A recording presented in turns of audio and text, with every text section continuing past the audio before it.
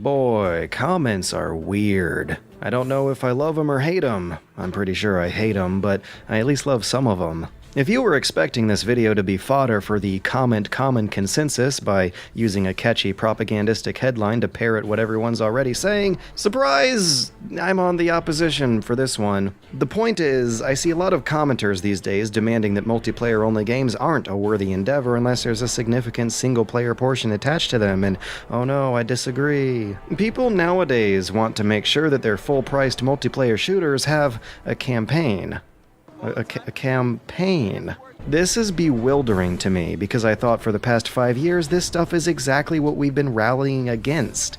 Now, I don't think this is as simple as everyone's opinion suddenly changing for no reason. The quality of single-player modes in multiplayer games and vice versa varies widely by game, and comment section shit-flinging doesn't leave a lot of room for subtlety. But it's the semantics of this demand, it's the word choice, it bugs me in an unreasonably frustrating, nerdy kind of way.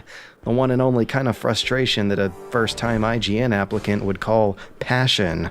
The consensus these comments contribute to create biases that hold good games up to unrelated expectations, to the point where one of my new favorite games is what I would call the most literal definition of underrated. Asking for a campaign in a multiplayer-focused FPS is a misguided statement. It creates demand for an incredibly expensive and unnecessary feature, one that the historical precedent has shown is oftentimes better off left ignored. And I say that because just 3 to 5 years ago, these heavily scripted, corridor-shooting, short-lasting campaigns of the past gen were stigmatized. No, they were actually demonized.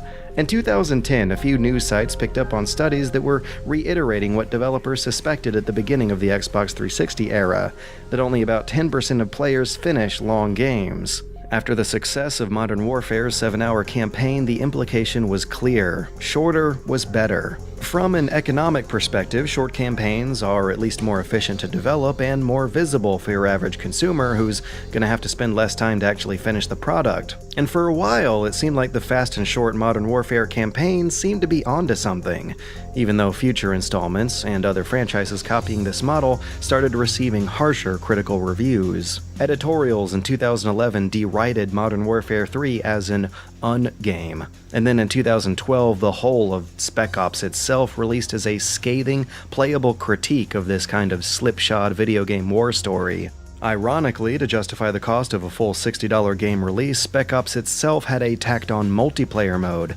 over-designed for what it was, and uninteresting because of what it wasn't. Skip a few years to 2015 and suddenly we see the reverse trend. The most overproduced AAA blockbusters tend to be these 70 to 80-hour sandboxes with stories that drag on, with multiplayer more often being ignored entirely. Unless multiplayer is the whole game. And gosh darn it, I really don't know how that happened, but I'm kind of okay with that. There's always a yin and yang to video games as products, a balance to the economic forces of their development that you see in most games that try to juggle these two halves at once.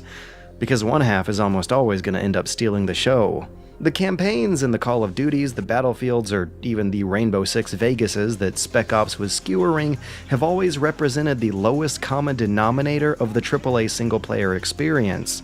The kind of quick and dirty single-player campaign that you find attached to a long-lasting, exhaustive, complicated, and deep multiplayer game. On the other hand, your high-quality, rollicking single-player adventures like Tomb Raider and Uncharted and even Metal Gear get the most tacky of multiplayer efforts that, with a handful of creative exceptions, tend to play like design afterthoughts, full of wasted potential that might have been better explored as standalone products.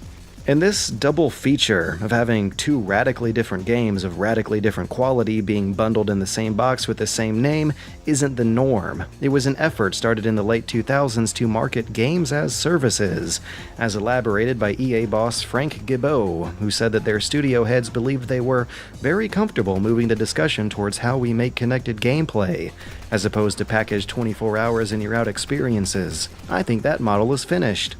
This interview is ironic, because last year the gap between single-player-only and multiplayer-only games became wider. And also, the controversy of a multiplayer-only game releasing at full price isn't new either. Star Siege Tribes released in 1998 to much of the same complaints. There was no campaign, no single-player, no bots, no gameplay at all, unless you somehow networked it up with other human beings. It was a great game, but it was also a huge risk, especially considering the dodgy internet connections of the time, but it really paved the road for multiplayer-only FPS games like Quake 3, Unreal Tournament, Battlefield. The list goes on, and many of those games aren't just excellent, but all-time pinnacles of their genres. They are actually why I find the demand for a campaign so puzzling. But there's also a chance it's just me being out of touch, probably because I'm looking too deep into that word, campaign, and finding semantic holes in it. If no campaign for $60, how horrible, is actually shorthand for a small amount of content, there's no bots, no server browser, and a boring long-term game design for $60, how horrible, then I just don't even know what to say anymore. Because I don't think campaign means what all these commenters think it means. The Video Game Style Guide defines a campaign mode as a linked series of missions connected by a single objective or narrative plotline. And that lineup of early 2000s PC shooters, the Quake 3s, the Unreal Tournaments, and the Battlefields, all released without a campaign to little to no controversy, after the first wave of Tribes and X-Wing vs. TIE Fighter weathered that storm. After that point, it had become accepted as normal. Multiplayer-only shooters were even having offline console releases, and the world didn't end. In fact, they all released at what was full price for their time. Hell, if you bought Battlefield 1942 for $50 in 2002, that amount would actually have more buying power than $60 today, and back then prices depreciated way slower in brick-and-mortar stores than they do on Steam. Plus, these games weren't designed or balanced for players to be mowing down hundreds of easy AIs walking into gunfire.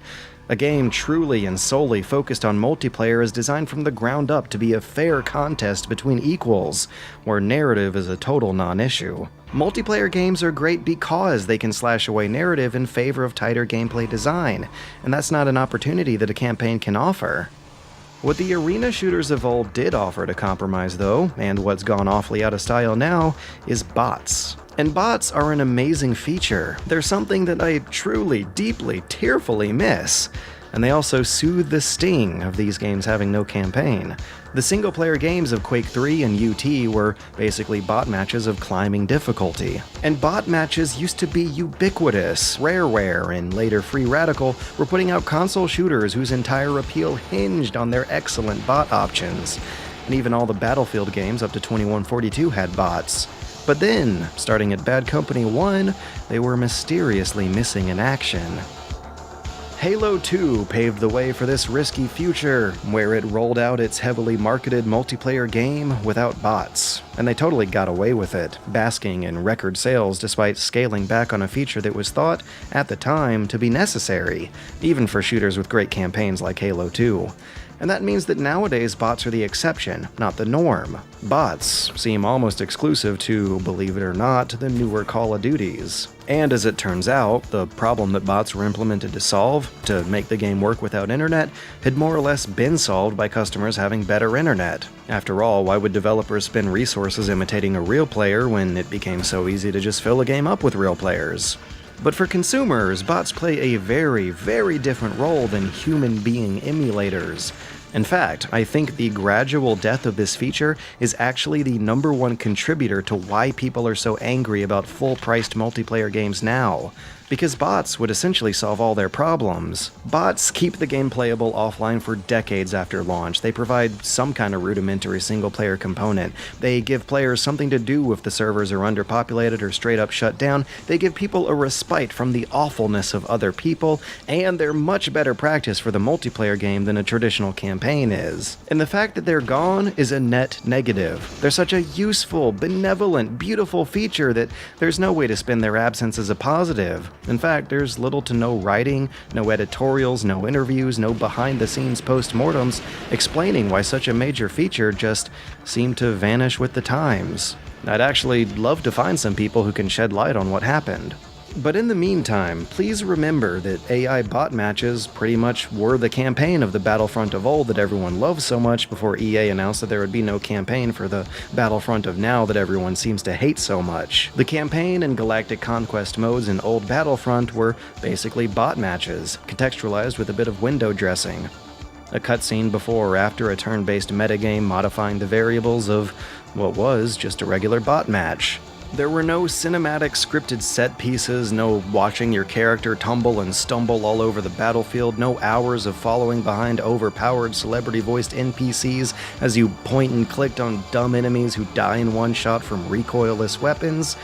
It was just bot matches that played exactly like the multiplayer game, just with a little bit more context was all, and that's really all it takes.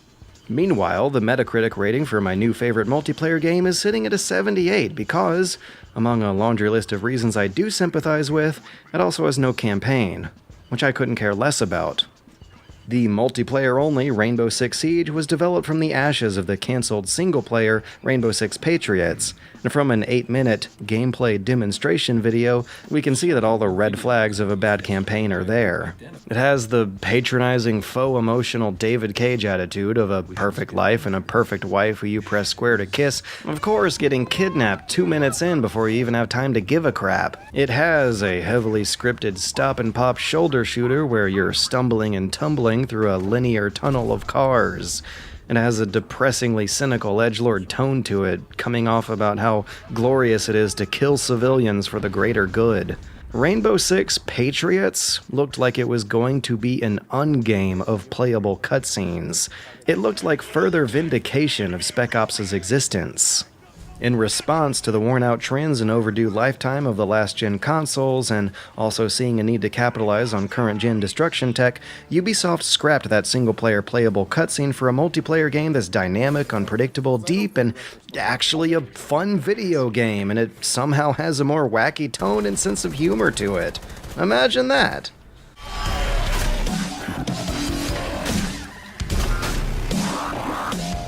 So I have to wonder if a 6-hour campaign of Patriots taped onto the side of Siege would have made Siege better, and I don't think it would have. In fact, the more I play it, the more I'm comfortable with saying that Siege is great the way it is. Evolve and Battlefront might have fizzled away, but I think Siege is the standout of the bunch, and if one excellent multiplayer game is coming out every couple years in the midst of a few stinkers, that's not a dark sign of the times. That's business as usual. Greatness is always uncommon. Siege is a brilliant example of multiplayer gameplay where every little cog in both its technology and its game design are tuned to make for a proud contest with a high skill ceiling between two opposing teams of powerful, influential players whose tiniest of moves can alter the whole match. And this gem of a game is sitting at a 78 on Metacritic because above all its other problems, it doesn't have a campaign. And that is a real shame.